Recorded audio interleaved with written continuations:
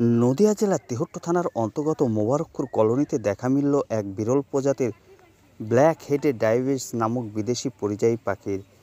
বিরল প্রজাতির পাখি দেখার জন্য এলাকার মানুষের মধ্যে দেখা দিয়েছে কৌতূহল। খবর পেয়ে ঘটনাস্থলে পৌঁছেছে বন দপ্তরের কর্মীরা। এরপর কি হলো, কি হতে চলেছে, চলুন দেখাবো।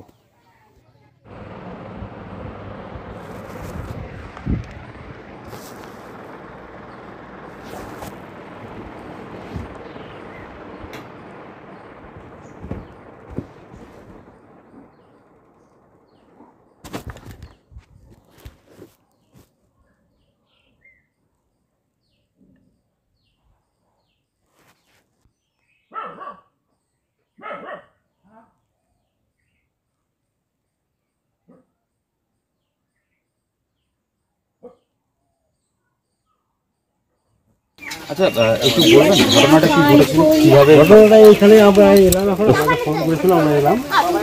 এরা বলছে পাখিটা করে থেকে উড়ে। ঘটনাটা কি হয়েছিল, আজকে সকালবেলা পাখিটা বলছে যে এখানে উড়ে এসেছিল। কি পাখি বলতে? এটা হচ্ছে কি কি পাখি বলতে? Black headed ibis. হ্যাঁ,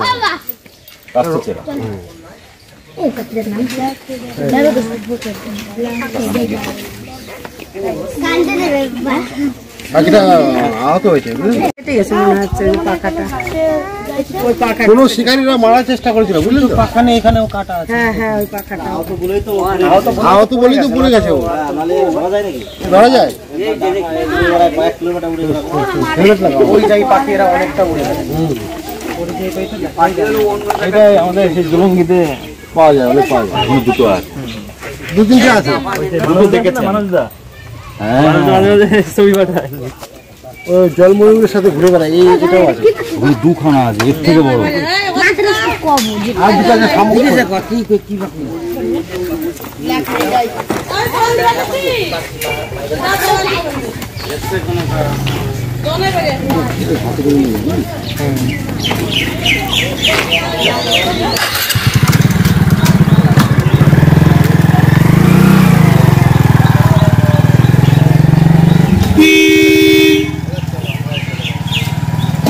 ব্যাপারটা হচ্ছে আজ সকালবেলা 6:30 7টা নাগাদ এখানে এইখান দিয়ে ঠিক পাখিটা এসে নেমে আমরা দেখতে পাই যে পাখি যতটুকু যা ওর চিকিৎসা ব্যবস্থা থেকে শুরু করে যা করা যায় ততটুকু আমরা করেছিলাম।